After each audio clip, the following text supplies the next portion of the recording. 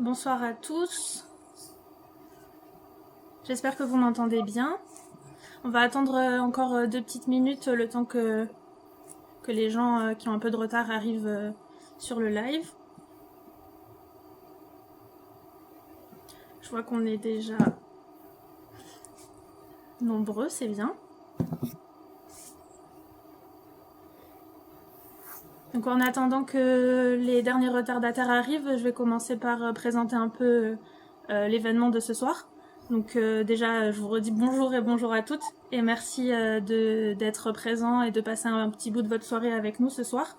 Donc ce live et cet événement, il est organisé par les jeunes de la section, les jeunes de la Société française de virologie, et c'est notre deuxième événement depuis la création de la section l'année dernière.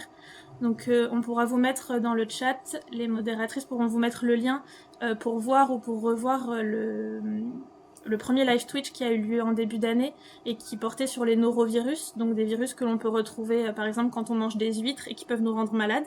Donc si vous souhaitez aller voir le premier live. Donc n'hésitez pas pendant toute la durée de l'événement à discuter dans le chat, à poser vos questions, à faire part de vos interrogations. N'hésitez surtout pas, et vous n'avez pas besoin d'être un virologue expert pour poser des questions ce soir. Bien au contraire, c'est tout le but de cet événement, de vulgariser la virologie pour le plus grand nombre. Donc avant de rentrer dans le vif du sujet, je vais laisser Sophie Lepauder se présenter. Et on la remercie chaleureusement d'avoir accepté notre invitation ce soir. Donc Sophie, si vous pouvez vous présenter, nous dire un peu qui vous êtes, dans quel labo vous travaillez et sur quoi vous travaillez surtout. Bon, bah écoutez, bonjour à tous et à toutes, et merci beaucoup pour vos invitations. Donc, je suis Sophie Lepauder, je suis vétérinaire de formation. Et puis après, j'ai fait un doctorat en virologie et je suis revenue enseigner à l'école vétérinaire d'Alfort où je suis professeure de virologie. Et concernant ma thématique de recherche, je travaille donc dans l'UMR de virologie qui est ENVA, INRAE et ANSES. Et ma thématique de recherche porte depuis assez longtemps sur des virus dont je vais vous parler qui s'appellent les coronavirus du chat. Et voilà, c'est de ça dont on m'avait demandé de parler. Voilà, une maladie assez intrigante, toujours encore assez intrigante, qui touche les chats. Alors on va pouvoir commencer. Juste avant, j'ai vu qu'il y avait un peu d'écho pour le son. N'hésitez pas à nous dire si vous nous entendez bien ou pas dans le chat. Ce serait dommage que vous puissiez pas profiter de la présentation. Alors je teste juste un réglage avant de pouvoir commencer.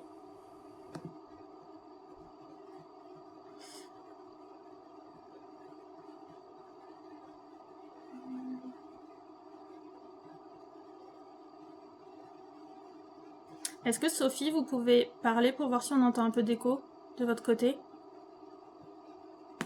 Alors là, on vous entend plus. Est-ce que le son est bon? Moi, je vous entends. C'est les aléas du direct. Ça marchait il y a 5 minutes.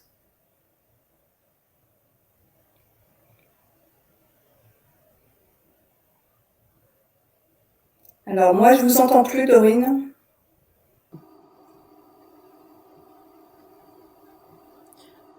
Ce qu'on peut faire... Là, je vous entends de nouveau. Non, oui, ok. Là, ça y est, je vous entends, moi. Mais je sais pas s'il y a de l'écho ou pas. Alors moi, j'entends pas d'écho, c'est pour ça que je voulais vérifier avec les viewers. Tout va bien, on entend bien. Bon, on va continuer comme ça. Ça a l'air d'aller. Alors, donc vous nous avez dit que vous travaillez sur les coronavirus félins. Nous, ce soir, on va parler plus précisément de la péritonite infectieuse féline. Est-ce que vous pouvez nous présenter le pathogène qui se cache du coup derrière cette maladie? Ouais, alors, c'est juste, je vois pas le diaporama, moi, mais je Alors, peux... je m'en occupe.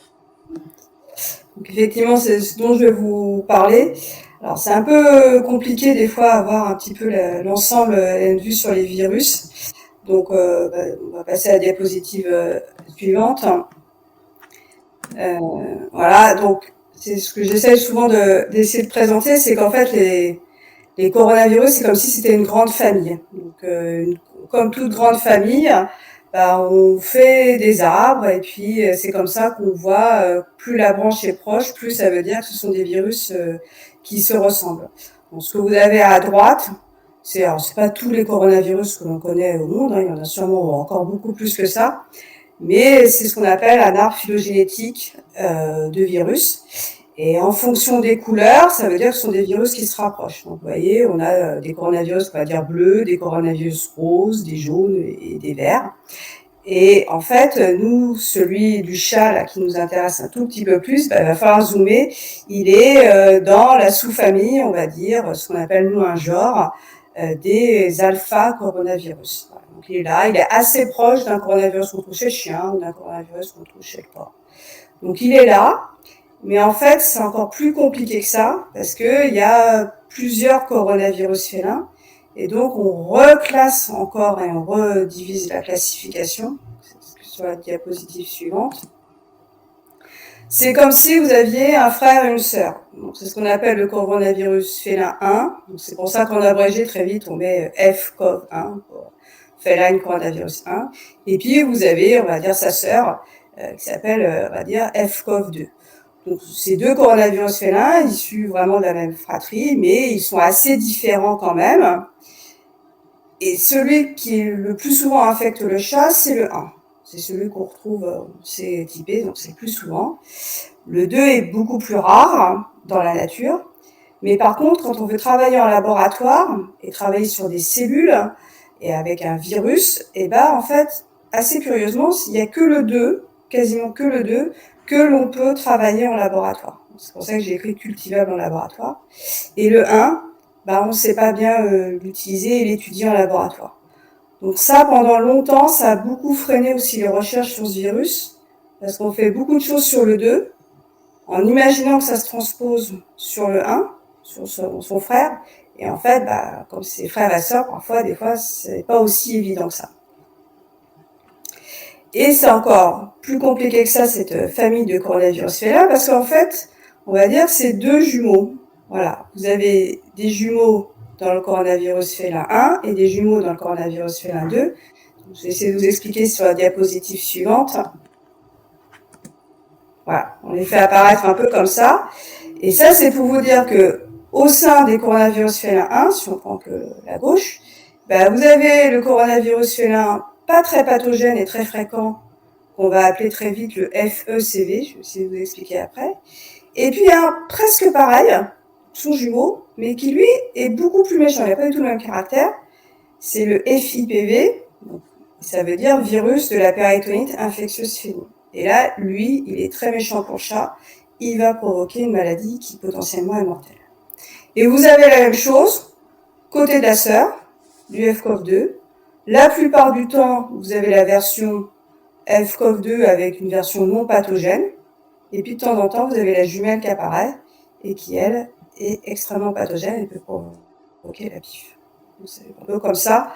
On essaye de définir les coronavirus félins, donc on voit que très vite, on part d'un zoom et puis qu'on arrive à des choses assez diverses et qu'on maîtrise à peu près maintenant. Alors, si on veut essayer de les distinguer, alors là, on part sur la distinction entre les jumeaux. C'est-à-dire que c'est pas tout à fait des vrais jumeaux, il y a quelques petites différences. On repart sur des choses très très moléculaires et là, en fait, c'est ce qu'on appelle un génome du coronavirus. C'est un peu compliqué, mais c'est tous les gènes, là, chaque boîte, là, la boîte marron, violette, etc. Ça correspond à un gène qui est codé ensuite en protéine du virus. Donc vous avez peut-être reconnu S pour Spike, qui est une protéine qui est importante dans l'entrée du virus. Et il y a très très peu de différence entre les jumeaux FECV entériques pas pathogènes et la version très méchante FIPV. C'est a priori une ou deux mutations génétiques sur la Spike, la S, et une ou deux, enfin ou un peu plus, mais peu importe, mutations sur une autre protéine dont la fonction n'est pas très très bien connue et qui s'est juste appelée ORF3C, qui est vraiment une protéine qu'on ne retrouve que dans le coronavirus félin et on ignore sa fonction réelle. Donc voilà, quand on fait des séquençages complets, qu'on aligne, eh ben, on se retrouve avec peu de différence entre les deux, mais peu de différence vont faire une pathologie très différente entre ces deux virus. D'accord, merci pour ces explications, c'était très clair. Mais du coup, comment un chat peut être infecté par ce virus? C'est une question peut-être que dans le chat on peut se poser. Alors, en fait, assez facilement, parce que quand on fait des études comme ça, qu'on prend des chats au hasard, alors c'est toujours un peu compliqué à estimer, mais on estime qu'un chat sur deux s'infectera par le coronavirus. Et pour autant, c'est pas très grave. La plupart du temps, personne ne s'en aperçoit. Et ça va passer comme ça de chat à chat. Voilà. Alors, comment ça passe de chat à chat? On pense que c'est essentiellement une transmission qu'on appelle oro-fécale, c'est-à-dire que le virus est excrété dans les fesses et que par léchage, reniflage, et ben c'est comme ça qu'un chat suivant va se contaminer ou par sa toilette et ainsi de suite. Je pense que c'est comme ça. Et ce qui se transmet, et heureusement, c'est le virus qui est peu pathogène, qu'on appelle FECV. Donc c'est celui-là qu'on va voir circuler de chat en chat. Et puis quand on regarde dans des chatteries, etc., on voit effectivement pas mal de circulation de ce virus sans que cette pathologie particulière. Donc la bonne nouvelle, ce que j'avais indiqué là sur la flèche à gauche, c'est qu'on n'a pas ce qu'on appelle de transmission verticale, c'est-à-dire on n'a pas une transmission de la mère à ses chatons via le placenta, ni même via le lait ou le colostrum. Donc ça va. Par contre, les chatons, c'est pour ça que j'ai mis une flèche en travers, par contact avec leur mère, quand ils vont avoir 1 mois ou 2 mois, s'ils sont toujours auprès de leur mère, normalement ils le sont parce qu'il y a l'allaitement qui dure à peu près 2 mois chez les chatons, et bah en fait, bah, ils vont se contaminer en sûrement léchant leur mère, en étant proche des excrétions fécales de leur mère, puis ils vont un peu se contaminer entre eux. Mais c'est pas une transmission qu'on appelle verticale, c'est-à-dire qu'ils passent par le placenta de la mère.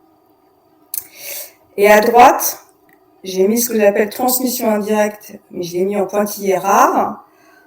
En fait, c'est pas un virus qui est très très résistant sur une surface inerte, c'est-à-dire que finalement, un bon coup de savon, un bon coup de détergent, etc., ça va ce qu'on appelle inactiver le virus et il ne pourra plus infecter un autre chat. Donc du coup, et puis ça veut dire aussi que s'il reste comme ça sur une matière fécale, mais pendant au bout de 3-4 heures, bah, tout de suite, il se désintègre en fait et il perd son pouvoir infectieux. Donc il faut vraiment quand même qu'il y ait un contact entre chats assez proche, assez rapide pour que ça passe. Mais en gros, il y a peu de chances de ramener via ses chaussures ou ramener via ses mains, etc. Il suffit de se laver les mains, etc. Et normalement, ça passe. Donc c'est vraiment la transmission de chat à chat. Et nous, on a peu de rôle, en fait, dans la transmission de ce coronavirus félin. C'est plutôt une bonne nouvelle, mais ça reste efficace. Dès que vous avez une communauté, que vous mettez 4-5 chats qui vivent ensemble, bon, généralement, les 4-5 vont s'infecter. J'ai vu qu'on avait des questions dans le chat.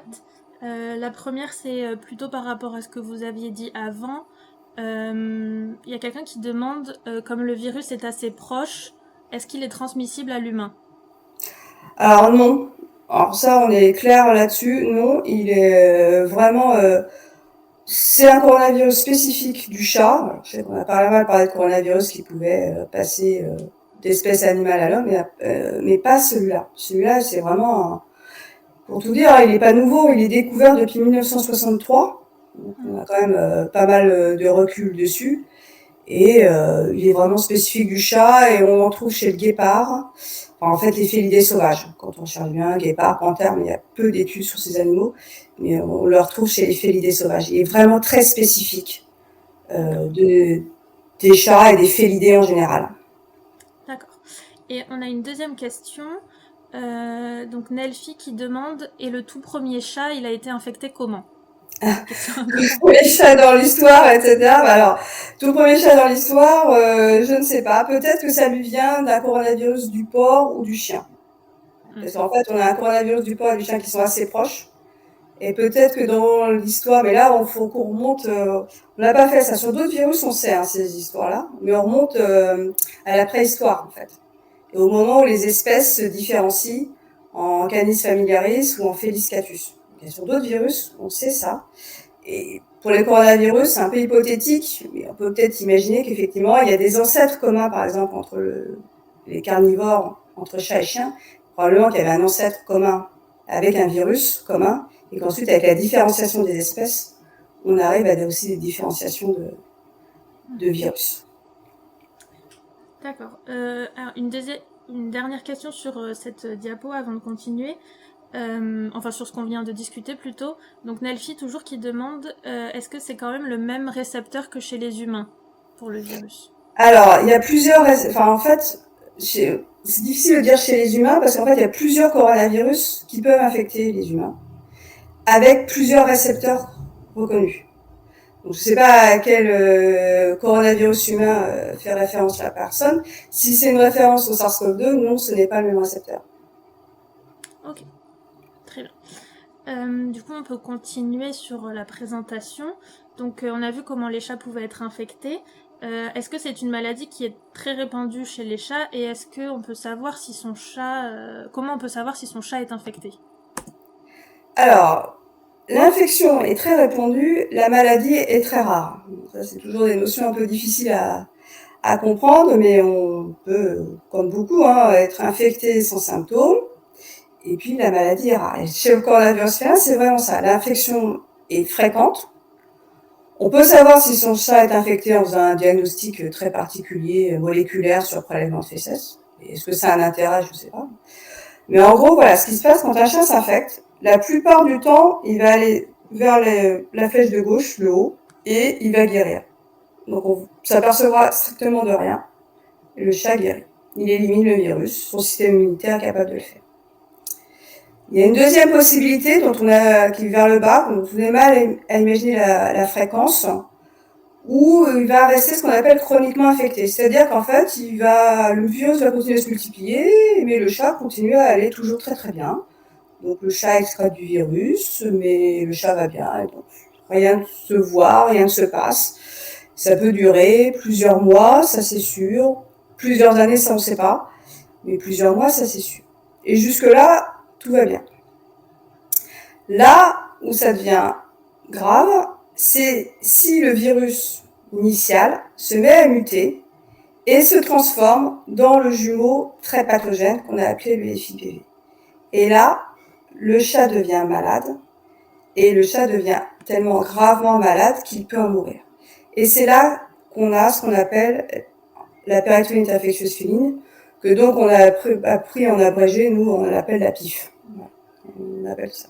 D'où le nom du virus qu'on a donné à ce moment-là, FIPV, pour virus de la péritonite infectieuse féline, remis en acronyme anglais, parce que maintenant on est un peu tous soumis à ça, donc on n'utilise que de l'acronyme anglais, même en français, sinon on ne se comprend plus très bien. Donc, cette transformation du virus en virus méchant, FIPV, elle est rare. On pense que c'est que 1% des chats infectés. Donc en fait, en gros, vous avez 99% des chats qui vont être sur la partie gauche, voilà, qui s'infectent, qui gardent le virus ou pas, et seulement 1%, grand maximum, qui vont déclarer la PIF. Donc c'est très rare. Mais c'est pas que ça n'arrive pas, mais c'est rare. J'en profite, on a une question dans le chat. Qu'est-ce qui fait qu'un chat peut tomber malade alors qu'un autre non, alors qu'ils sont tous les deux infectés? C'est une très très bonne question. On ne sait pas. Il y a eu des explorations d'hypothèses de génétique de l'animal qui n'ont jamais été concluantes. Donc on ne sait pas. On ne sait pas non plus, ça c'est une hypothèse qu'on aimerait bien creuser, savoir si ça dépend de la souche initiale qui a plus tendance, des histoires de biologistes, qui aura plus tendance à muter que d'autres. On n'a jamais pu le montrer. Ce qu'on montre, à peu près tous, on n'est pas très nombreux à travailler sur ce virus, mais à peu près tous, on est assez d'accord que la PIF, elle apparaît assez souvent sur des chats stressés. Pour ceux qui ont des chats, vous avez vu, il y a souvent des différents caractères de chats. Il y en a qui sont très cool, qui vont aller se faire caresser par tout le monde. Et puis il y en a qui sont toujours un peu stressés, qui vont se cacher, ou des choses qui se passent pas bien. Et c'est souvent plutôt sur ces chats-là, on aurait l'impression de le voir. Donc en fait, l'hypothèse, c'est que plutôt le stress fait baisser un peu l'immunité. et laisse le virus se multiplier un peu plus, et donc laisse l'opportunité de faire apparaître des mutations qui sont méchantes. Mais sinon, à part ça, on est incapable de le prédire. Du coup, on a une deuxième question. Est-ce que, suite à une infection et une guérison, les chats développent une immunité durable ou est-ce qu'ils peuvent être infectés plusieurs fois dans leur vie? On pense qu'ils peuvent être infectés plusieurs fois dans leur vie, parce qu'en fait, on pense qu'il y a une grande diversité quand même de coronavirus félins et de génétique, et donc on pense qu'ils peuvent se réinfecter et qu'on n'a pas une immunité durable. D'accord. Je sais pas si vous vouliez continuer du coup sur la discussion, comment on peut savoir si son chat est infecté et quels sont les symptômes du coup?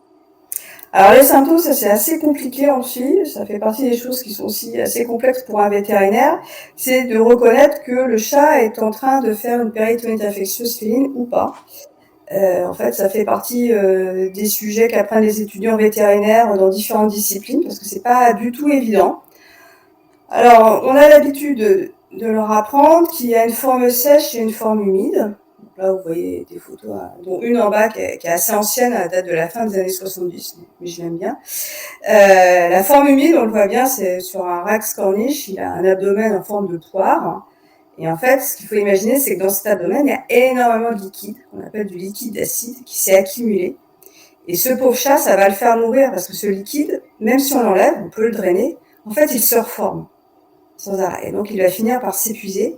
Et en plus, ça comprime le diaphragme et ça comprime la cavité thoracique. Et donc, il va avoir beaucoup de mal à respirer et il va en souffrir. Donc ça, c'est une des formes, c'est la forme humide. Mais faut pas paniquer, c'est pas parce qu'un chat a ce qu'on appelle de l'acide que c'est forcément une pif. Sinon, ce serait trop simple en fait. C'est-à-dire que l'acide, il y a beaucoup de causes. Si vous parlez avec mes collègues de médecine vétérinaire, ils vont vous détailler tout un tas de causes possibles. L'autre forme, c'est là que c'est compliqué, elle n'a rien à voir. Du coup, on l'a appelée la forme sèche pour dire qu'il n'y avait pas de liquide. Mais alors, du coup, qu'est-ce que c'est la forme sèche? C'est des symptômes très bizarres, très divers. Là, ce qu'on voit sur ce chat, c'est sur son œil droit. Vous voyez, il y a en fait un peu de sang et il y a ce qu'on appelle une uvéite. Et donc, c'est une inflammation de l'œil. Et cette inflammation, elle est due au virus qui se multiplie là. Et qui derrière va aller se multiplier dans le système nerveux central. Et il va y avoir des troubles neurologiques. Mais comme c'est jamais simple avec la PIF, vous avez des chats qui font pas du tout ça ou une forme neurologique, qui vont avoir, on va dire, un problème de rein, un problème de foie, assez aigu, qui va vraiment les mettre patraque, vraiment, ils sont vraiment malades, ils mangent plus, etc. Ils sont vraiment pas bien. Et après, le problème, c'est d'aller trouver qu'est-ce qui les rend malades, et ça peut être la PIF. On a une diversité de symptômes qui est très importante. La forme humide est celle qu'on reconnaît le plus facilement, qui est la plus classique. La forme sèche, des fois, c'est pas facile à diagnostiquer. Je vois qu'on a une question sur donc les formes sèches et humides. Quelqu'un demande si pour la forme sèche, si les symptômes sont plus divers et bizarres, est-ce qu'on ne risque pas de se tromper de diagnostic ou de sous-diagnostiquer Oui, c'est exactement ça. Ouais, c'est plus divers, plus bizarre, c'est exactement ça le message. Et donc, c'est plus difficile à diagnostiquer. C'est clairement, des fois, ça va. Mais des fois, c'est vraiment difficile à diagnostiquer parce qu'on a du mal à mettre en évidence même la présence du virus. Il peut être caché dans le liquide duvet. Donc, c'est pas évident d'aller le débusquer. C'est vraiment ça. Donc oui, la forme sèche, c'est compliqué. D'accord. Et du coup, est-ce qu'on peut voir comment le virus il provoque ces symptômes plus physiologiquement, on va dire? Alors, j'ai quelque chose de très très général. Après, je ne pourrais pas dire pourquoi ça va être plus une uvéite, pourquoi ça va être plus une forme rénale, ou pourquoi ça va être plus une forme neurologique. Ça, c'est pas des choses qui sont clairement établies. Ce qu'on pense, mais on a plusieurs études de confort qui vont quand même dans ce sens-là, c'est qu'à l'origine, le virus, donc c'est ce qui est mis sur la partie gauche, donc vous l'avez en petite étoile, il est plutôt gentil et il va infecter les cellules intestinales. C'est ce qui est mis à gauche. Et puis quand il se transforme dans sa forme méchante, de FIPV, donc là vous voyez, il est assez méchant, il a des yeux, etc. Il va infecter un autre type cellulaire, les plutôt qu'on appelle les monocytes ou les macrophages. C'est des cellules de l'immunité qui voyagent à travers l'organisme. Donc c'est pour ça aussi que ça va pouvoir aller diffuser un petit peu partout finalement dans l'organisme du chat. Donc, le virus sort de ce qu'on appelle le tractus intestinal, puis il va se mettre à voyager, et puis il va peut-être s'établir soit dans le rein, au niveau de l'œil, au niveau de l'encéphale, etc. Et en infectant ces monocytes macrophages, il va induire des signaux qu'on va appeler d'inflammation.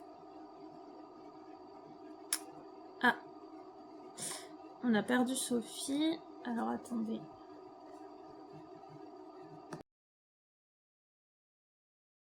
D'où le pompier, donc des signaux d'inflammation, et qui sont assez destructeurs pour le tissu en fait. Ça va être sur la diapositive suivante. C'est un peu technique, la diapositive suivante, mais c'est pour essayer d'expliquer que quand le virus que vous voyez à gauche rentre dans le monocyte ou le macrophage, cette multiplication, elle est complètement anormale dans une cellule immunitaire, et donc la cellule immunitaire, en gros, elle va crier à l'aide. Alors, elle a crié à l'aide un peu de manière excessive. Donc, il y a ses copines à gauche, là, les neutrophiles qui vont arriver pour essayer d'aider à détruire le virus, mais en détruisant le virus, ça va détruire un peu de tissu. C'est pas, voilà. Assez curieusement, ces macrophages, quand ils se mettent à crier à l'aide, ils vont induire aussi, c'est plutôt le virus sûrement qui permet ça, une déplétion de d'autres cellules immunitaires qu'on appelle les lymphocytes T. Donc c'est assez dommage parce que les lymphocytes T, ils peuvent combattre les cellules infectées. Donc on défavorise ça. Et en plus, la cellule immunitaire infectée, le macrophage, se met aussi à envoyer des signaux moléculaires qui ouvrent la barrière endothéliale, d'où le fait qu'il y a un peu de liquide qui fuit et qu'on peut avoir les formes immunitaires. Donc, la clé de ce déroulement mauvais, c'est en fait que le virus se mette probablement à infecter les monocytes macrophages. Et après, c'est une espèce de cascade qui s'auto-entretient et qui est pas bonne et qu'on a beaucoup de mal, ça va en parler après, à arrêter en fait. Donc au final, quand on fait le bilan, sur la dernière diapositive, on a à la fois le virus qui se multiplie, et puis on a aussi une activation de cellules immunitaires, mais qui est vraiment excessive. Et les deux conjointement, ça va induire de la mort des cellules infectées. On perturbe un équilibre homéostasique, et donc on a des signaux d'inflammation excessifs.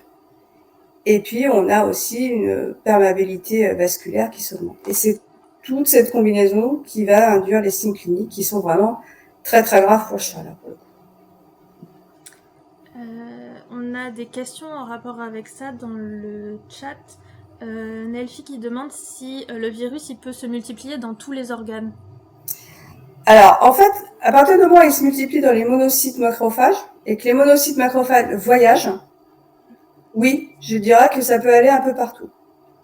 Après, dans ce qu'on voit, on voit plutôt des formes où le virus est je vous dis au niveau de l'œil, du cerveau, pour faire simple. J'ai vu foie et j'ai vu rein. Pulmonaire, c'est très rare. J'en ai vu. C'est à peu près tout, mais c'est déjà pas mal. On a déjà fait un tour quand même.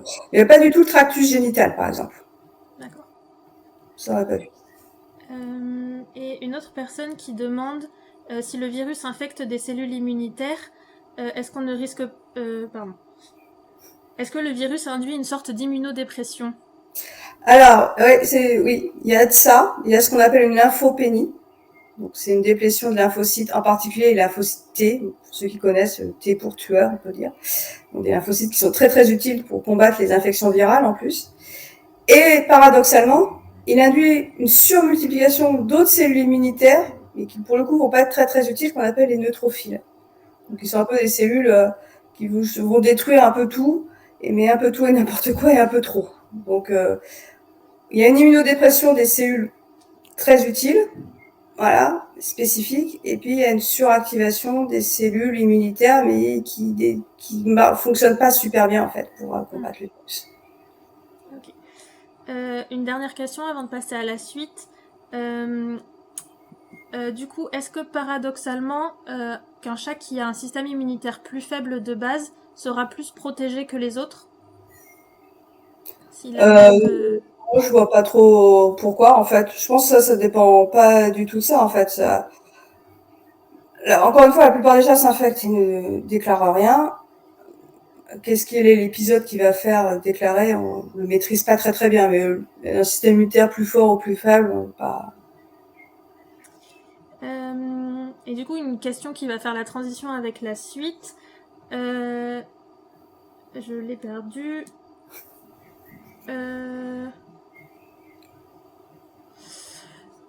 C'était dans le chat. Donc oui, Anthony qui demande est-ce qu'il existe un vaccin pour protéger son chat. Donc ça, Alors, on va bonne y question. répondre après. On va y répondre après, ouais. Alors, là, on est parti plutôt sur la partie traitement. Qu'est-ce qu'on peut faire? Alors, pendant longtemps, voilà, en fait, pour agir là-dessus, on a soit, quand on a un peu un désordre immunitaire, on agit pour essayer de remettre en ordre le système immunitaire, et notamment pour faire baisser cette fameuse inflammation, d'où le fait d'utiliser ce qu'on appelle des glucocorticoïdes, donc corticoïdes. Mais le problème, c'est que ça agit pas sur le virus. Donc en fait, le virus continue à se multiplier, et du coup, ça atténue un tout petit peu les symptômes, mais malheureusement, ça ne fait pas du tout guérir le chat, et généralement, ça va quand même en mourir.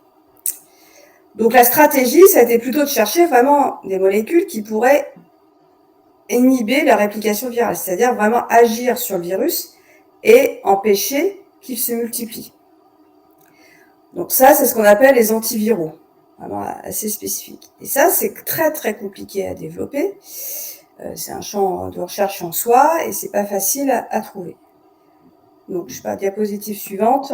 Voilà, c'est ce que j'avais dit. D'un côté, peut-être une rémission, enfin en tout cas, symptôme un peu mieux, mais ça va pas être une guérison. De l'autre côté, on espère, si on a une bonne molécule antivirale, avoir plus qu'une rémission et avoir une vraie guérison. Donc, c'est ce que j'ai remis sur la diapositive d'après de mon collègue Maxime.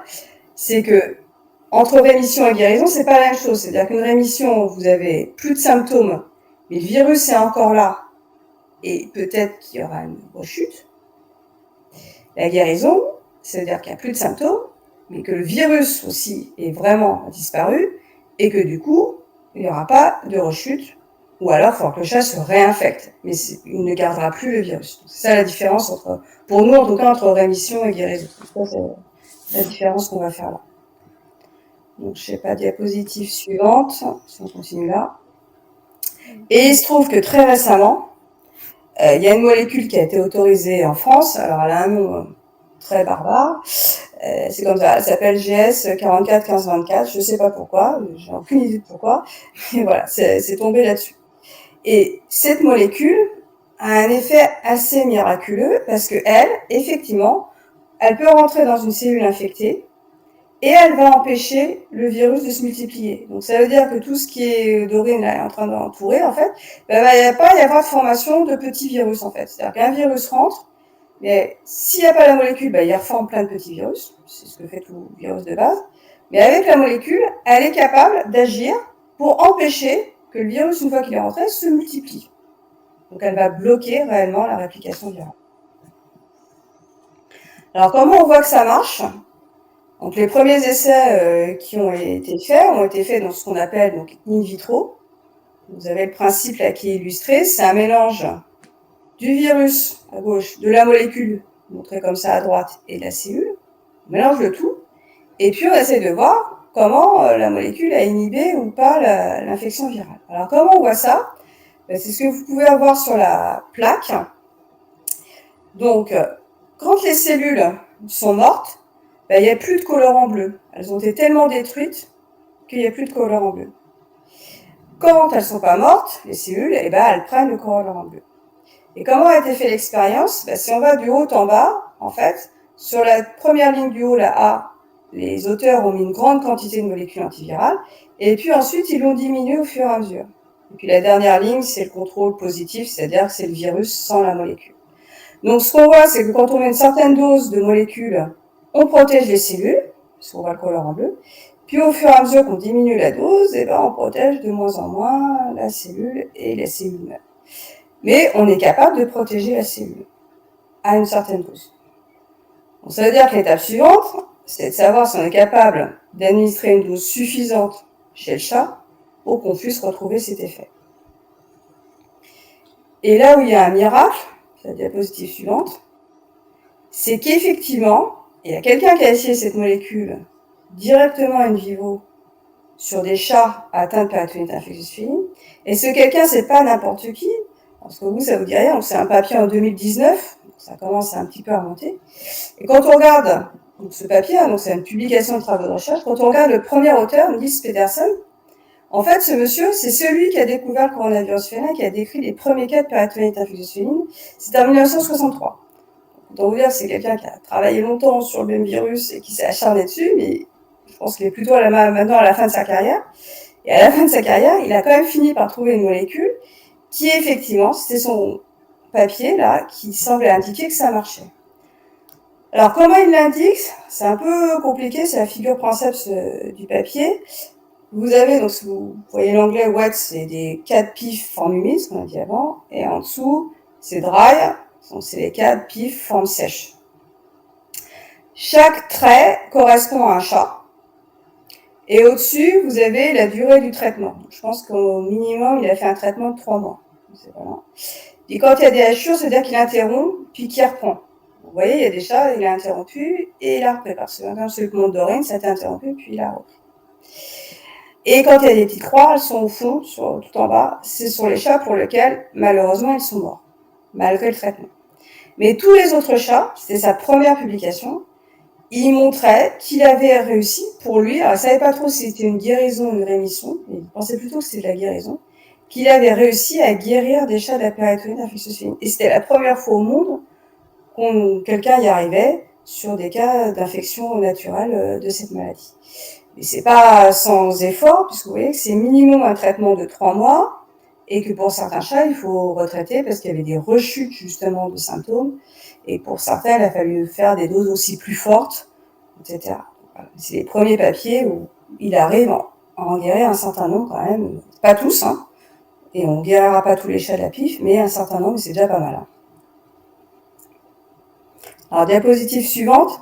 Ça, c'est un premier papier Princeps qui est très important, qui dans notre petite communauté fait un effet boomerang. Quoi. Tiens, il y a quelque chose qui peut traiter contre la pif. Et il y a d'autres auteurs qui vont pouvoir avoir les autorisations et faire les essais sur des cas de pif naturels et qui vont aussi montrer à peu près la même chose. Beaucoup de chats, au début on parlait de rémission durable, puis au fur et à mesure que les années ont passé, on pense que c'est vraiment de la guérison parce qu'on les a pas vus rechuter. Voilà, vous aviez des suivis à 6 mois, des suivis à 1 an, et puis en fait maintenant les gens ont suivi à 2 ans, 3 ans, puisqu'on commence à avoir plus de recul. Et pour certains, on pense, enfin, probablement, en tout cas, il n'y a pas de rechute de symptômes. On pense que c'est une vraie guérison. En diapositive suivante, je ne sais plus ce que c'était. On avait juste des questions, je vais peut-être les poser maintenant. D'accord. Une question qui a été posée au début du live, mais qui du coup est en rapport avec ce qu'on vient de présenter. Quelqu'un a demandé si un vaccin ou un traitement contre FECV peut être utilisé contre FIPV, vu qu'ils sont si proches. Ouais, c'est une très... Alors, pendant longtemps, on a pensé que oui. Notamment sur la partie vaccin. Une des idées, c'était de se dire, on va faire des vaccins pour protéger contre le FECV. Et comme ça, après, il n'y aura pas de cas de FIPV. La personne a bien compris le principe. Alors, un vaccin, il en existe un, mais il n'est pas autorisé en France. Il l'a jamais été, je pense qu'il ne le sera jamais. Il est autorisé que dans très très peu de pays. C'est un vaccin un peu curieux, parce que déjà, c'est un vaccin intranasal. Alors, pour faire un vaccin intranasal à un chat, si vous avez un chat, c'est pas quelque chose de forcément évident. Et c'est surtout, si on reprend mon histoire au tout début, c'est un vaccin qui a été fait avec le sérotype 2, donc on va dire la sœur. Or, ça va protéger, si vous vous souvenez, finalement, contre une forme de coronavirus félin qui existe très rarement dans la nature. Puisqu'on sait maintenant qu'en fait, c'est plutôt le 1 qui existe beaucoup. Donc c'est pour ça aussi que ce vaccin, son efficacité est médiocre, voire quasiment nulle. Donc empêcher les infections à FECV, je n'y crois pas.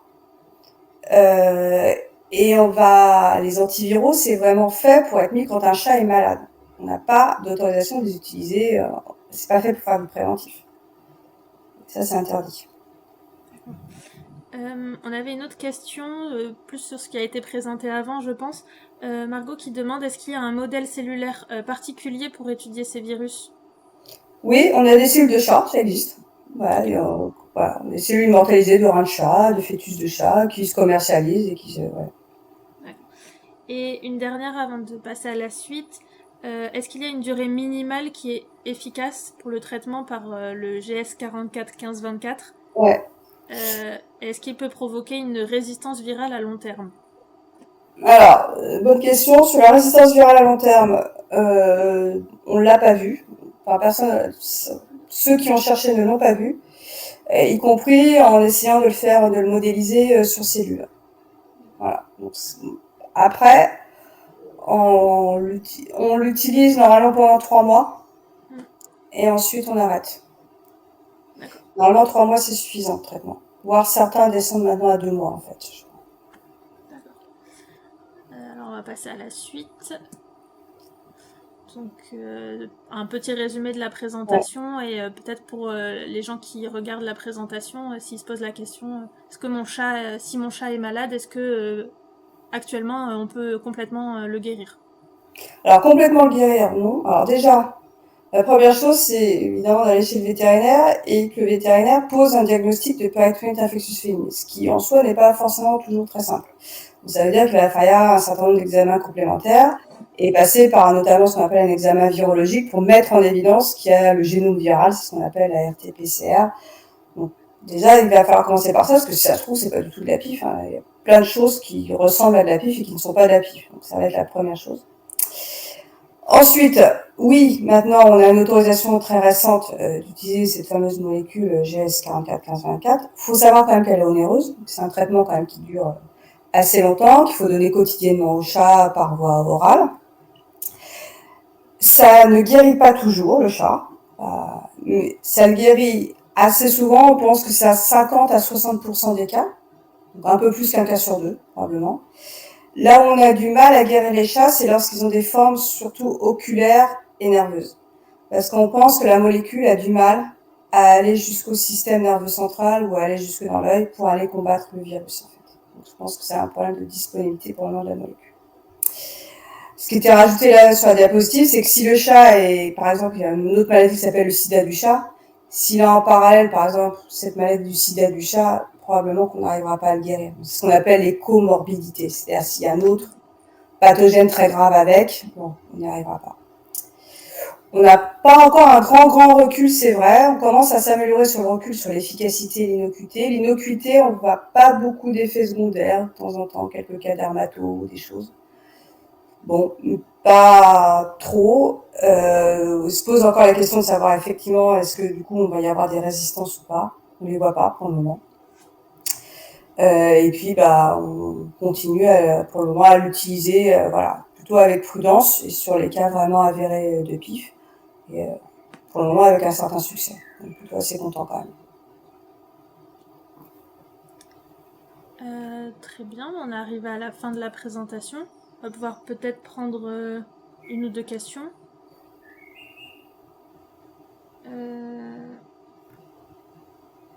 On va peut-être reprendre certaines questions qui ont été posées dès le début et auxquelles on n'a pas répondu. Par exemple, on avait une question. Est-ce que l'augmentation du nombre de chats sauvages liée à l'abandon ou l'absence de stérilisation, ça peut augmenter le risque de dissémination du virus et le développement d'un virus plus virulent? Ça c'est pas quelque chose qu'on a vu, non, pas.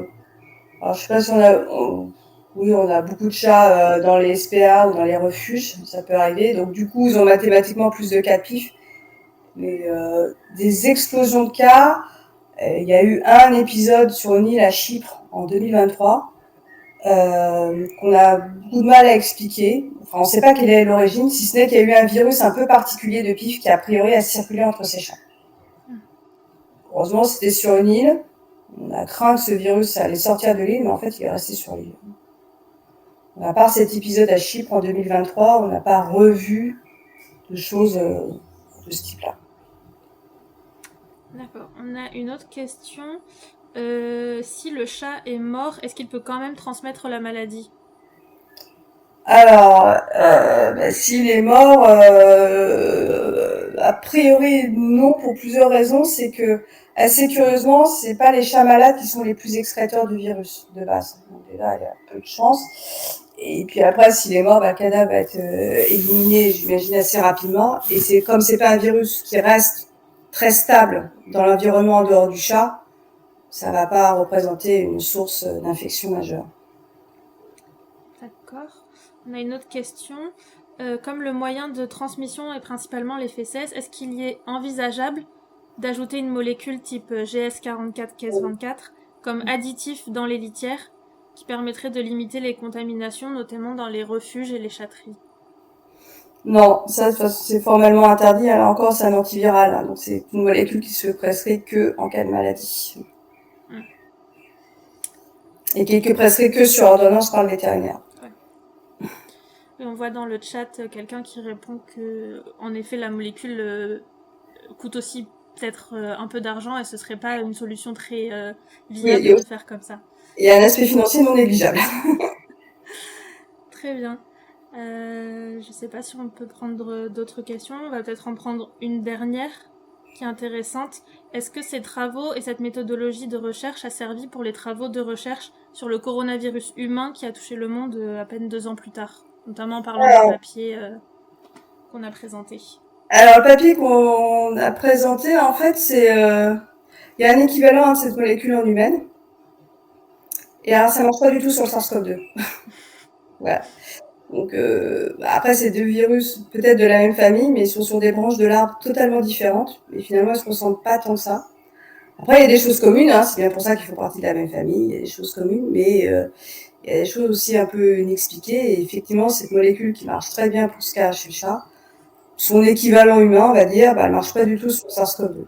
Donc c'est souvent pour nous en médecine vétérinaire, c'est plutôt dans le sens inverse en fait. On va plutôt aller piocher dans des molécules humaines qui marchent ou qui marchent pas et on les essaie nous côté vétérinaire et puis là, une chance il y en a une qui marche.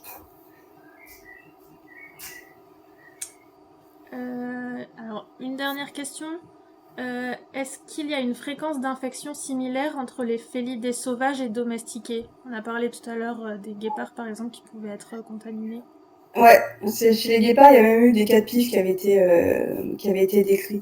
C'est très très difficile de répondre à cette question parce qu'en fait, on fait pas d'études sur les félidés sauvages. Enfin, en fait, on fait pas cette étude-là chez les félidés sauvages. Les seuls qui ont un tout petit peu été étudiés, c'est donc dans les félidés sauvages qu'on va appeler captifs, c'est-à-dire en parc zoologique. Donc du coup, comme souvent ils sont regroupés, bah oui, on le retrouve, c'est là. Mais c'est peut-être dû à autre chose, quoi. Donc je ne saurais pas répondre à ces questions, si ce n'est que les rares études qui ont été faites, qui l'ont cherché, l'ont trouvé assez facilement. Donc après, dans les félidés sauvages, il y a ceux qui vivent en groupe, il y a ceux qui vivent seuls.